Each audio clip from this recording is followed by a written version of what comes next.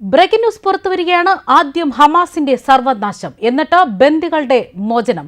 യുദ്ധം നിർത്താൻ ഉപാധി വെച്ച് ഇസ്രായേൽ. ബ്രേക്കിംഗ് റിപ്പോർട്ടിലേക്ക്. ഗാസയിൽ നടക്കുന്ന യുദ്ധത്തിന്റെ 241ാമത്തെ ദിവസത്തിലെ ഏറ്റവും പുതിയ അപ്ഡേറ്റുകൾ വരുന്നത്.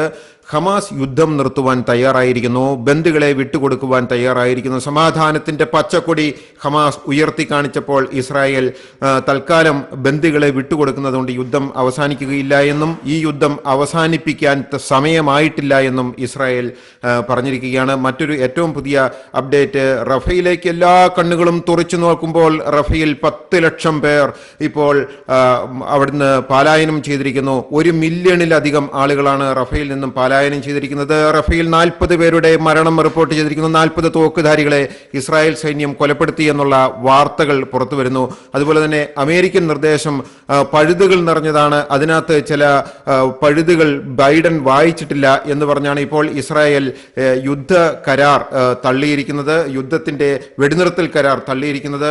ഇത്തരം വാർത്തകളാണ് ഇപ്പോൾ ഗസയിൽ നിന്നും ഇപ്പോൾ പുറത്തു വരുന്നത്. വിശദമായ റിപ്പോർട്ടിലേക്ക് പോകുമ്പോൾ ഹമാസ് അമേരിക്ക വെച്ച വെടിനിർത്തൽ നിർദ്ദേശങ്ങൾ അംഗീകരിച്ചിരിക്കുന്നു. ഹമാസ് സംഘത്തിലെ ഗാൻസ് എന്നിവരുമായി അമേരിക്കൻ സ്റ്റേറ്റ് സെക്രട്ടറി ബ്ലിങ്കൻ നടത്തിയ ചർച്ചകൾ വിജയകരമായിരുന്നു എന്ന് ഹമാസും പറയുന്നു, അമേരിക്കയും പറയുന്നു.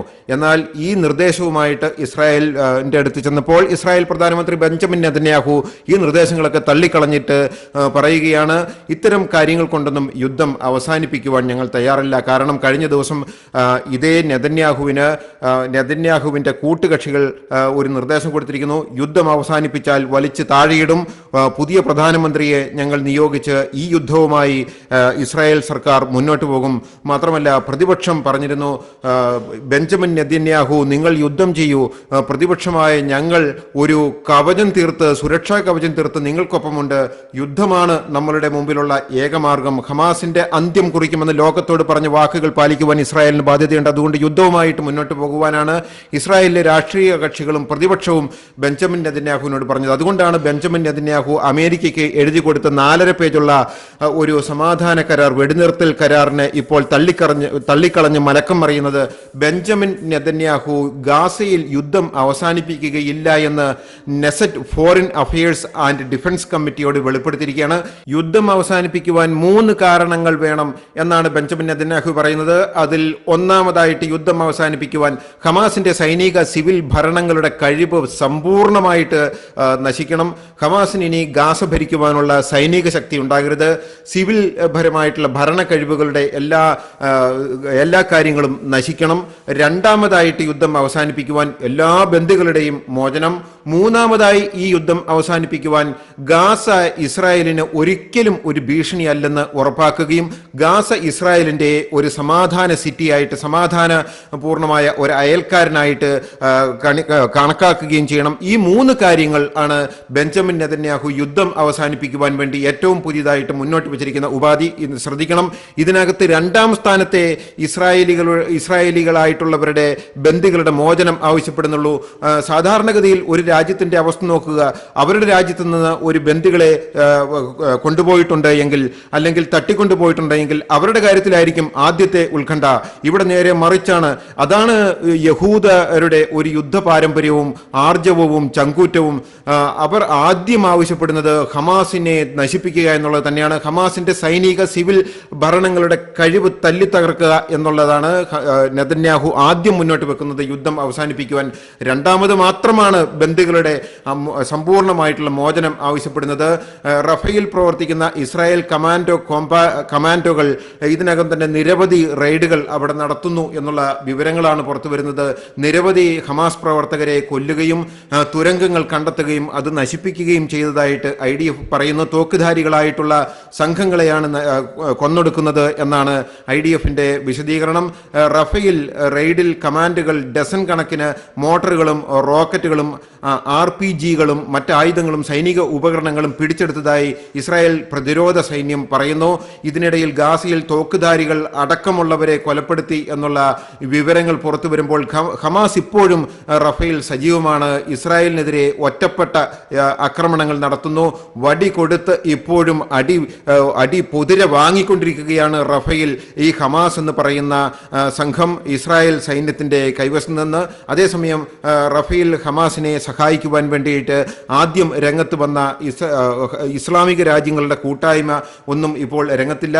ഈജിപ്ത് പരിപൂർണമായിട്ടും ഈജിപ്തിന്റെ അതിർത്തി റഫേലിലേക്ക് യുദ്ധം കടന്നപ്പോൾ ഈജിപ്ത് പൂർണ്ണമായും അതിർത്തിയെല്ലാം കൊട്ടിയടച്ച് അവരവരുടെ വഴി നോക്കുന്നു. അതുപോലെ തന്നെ മുമ്പ് ഖത്തറിൽ നിന്നും ഇറാനിൽ നിന്നും തുർക്കിയിൽ നിന്നും ലിബിയയിൽ നിന്നും ലബനോനിൽ നിന്നും ഒക്കെ സഹായങ്ങൾ കിട്ടിയത് ഇപ്പോൾ പൂർണ്ണമായിട്ടും ഇല്ലാതായിരിക്കുകയാണ്. എല്ലാ അതിർത്തികളും പഴുതടച്ച് ഇസ്രായേൽ സൈന്യം റഫയെ ഒരു വിജനമായ ഒറ്റപ്പെട്ട പ്രദേശമാക്കി ഒറ്റപ്പെടുത്തി നിർത്തിയിരിക്കുന്നു. അതുകൊണ്ട് തന്നെയാണ് പുറം രാജ്യങ്ങൾക്കും കടലിലൂടെയും കരയിലൂടെയുമുള്ള എല്ലാ ആയുധക്കടത്തും ഇപ്പോൾ അവസാനിച്ചിരിക്കുന്നത്. സഹായിക്കുവാൻ പലർക്കും സാധിക്കുന്നില്ല. ഇതിനിടയിൽ ലബനോനിൽ കടന്നു കയറി ഇസ്രായേൽ ആക്രമണം നടത്തി, വ്യോമാക്രമണം നടത്തി. ലബനോനിലെ ഹിസ്ബുള്ള ഭീകരവാദികൾ യാത്ര ചെയ്ത വാഹനം ഇസ്രായേൽ വ്യോമസേന ബോംബിട്ട് തകർത്തു എന്നുള്ള വാർത്തകൾ പുറത്തു വരുന്നു. ഹിസ്ബുള്ള കമാൻഡർ ഹുസൈൻ സെബ്രയെ കൊലപ്പെടുത്തി എന്നുള്ള വാർത്തകൾ വരികയാണ്. ലബനോനിൽ കടന്നു കയറിയാണ് വ്യോമാക്രമണം നടത്തിയത് ഇസ്രായേൽ സൈന്യം. ഹിസ്ബുള്ള ഭീകര സംഘടനയിലെ അംഗങ്ങൾ വാഹനത്തോടെ തകർന്നു പോവുകയായിരുന്നു എന്ന് ഇസ്രായേൽ സൈന്യം വെളിപ്പെടുത്തുന്നു. ഡിസോൺ ജില്ലയിലെ ഖത്തൌരിയേറ്റ് അൽ റാസ് ഗ്രാമത്തിന് സമീപം വാഹനമോടിക്കുന്നതിന് ഇടയിലാണ് ഹുസൈൻ സബ്ര എന്ന കമാൻഡർ, ഹിസ്ബുള്ളയുടെ കമാൻഡർ അടക്കമുള്ള സംഘത്തെ ഇസ്രായേൽ സൈന്യം ബോംബിട്ട് കൊലപ്പെടുത്തുന്നത്. IDF പറയുന്ന കണക്കുകൾ അനുസരിച്ച് ഹിസ്ബുള്ളയുടെ ഫോഴ്സ് ബിൽഡ് അപ്പ് യൂണിറ്റിലെ അംഗമായിരുന്നു ഈ കൊലപ്പെട്ട സബ്ര. കൂടാതെ ഭീകരവാദ ഗ്രൂപ്പിന്റെ വ്യോമ പ്രതിരോധ യൂണിറ്റ് മെച്ചപ്പെടുത്താനുള്ള ശ്രമങ്ങളിൽ നിരന്തരമായിട്ട് ഇറാനുമായി കൂട്ടുചേർന്ന് പ്രവർത്തിച്ച കമാൻഡറായിരുന്നു, ഹിസ്ബുള്ള ഭീകരരുടെ കമാൻഡറായിരുന്നു സബ്ര. അതുകൊണ്ട് തന്നെയാണ് ഈ സബ്രയെ പിന്തുടർന്നതും സബ്ര കയറിയ വാഹനം ഇസ്രായേൽ സൈന്യം ബോംബിട്ട് നശിപ്പിച്ചു എന്നുള്ള വാർത്തകളും ഇപ്പോൾ പുറത്തു വരുന്നത്. മറ്റൊരു വാർത്ത പുറത്തു വരുന്നത് ഹമാസ് ബന്ദിയാക്കപ്പെട്ടു എന്ന് കരുതിയിരുന്ന ഇസ്രായേലി ഡോക്ടറുടെ മൃതദേഹം ഇപ്പോൾ കണ്ടെത്തിയിരിക്കുന്നു. ഒക്ടോബർ 7 ഹമാസ് ഭീകരർ ബന്ദിയാക്കിയെന്ന് ആദ്യം കരുതിയിരുന്ന ഇസ്രായേലി ഡോക്ടറായിട്ടുള്ള ഡൊലേവ് യഹൂദിന്റെ മൃതദേഹം ഇസ്രായേൽ സൈന്യം ഇപ്പോൾ തിരിച്ചറിഞ്ഞിരിക്കുന്നു എന്ന് IDF പ്രഖ്യാപിച്ചിരിക്കുകയാണ്. 35 വയസ്സുണ്ട് ഈ ഡോക്ടർ കൂടിയായിട്ടുള്ള ഡൊലേവ് യഹൂദിന്. മാഗൻ ഡേവിഡ് അഡോം, യുണൈറ്റഡ് ഹസാല എന്നിവരോടൊപ്പം ഇദ്ദേഹം ഒരു വൈദ്യനായിരുന്നു, ഡോക്ടറായിരുന്നു എന്നാണ് വെളിപ്പെടുത്തുന്നത്. ഒക്ടോബർ 7 രാവിലെ ഹമാസിന്റെ അക്രമത്തിനിടയിൽ പരിക്കേറ്റവരെ രക്ഷപ്പെടുത്താനും അവരുടെ മുറിവുകൾ ചികിത്സിക്കാനും തന്റെ ഓഫീസിലെ വീട്ടിൽ നിന്നും അദ്ദേഹം പുറത്തിറങ്ങിയതാണ്. അതിനുശേഷം വീടിന്റെ പരിസരത്ത് വെച്ച് കൊലപ്പെടുകയായിരുന്നു. തുടർന്ന് ഇദ്ദേഹത്തിന്റെ മൃതദേഹം മറ്റൊരു സ്ഥലത്ത് കൊണ്ടുപോയി കത്തിക്കുകയായിരുന്നു.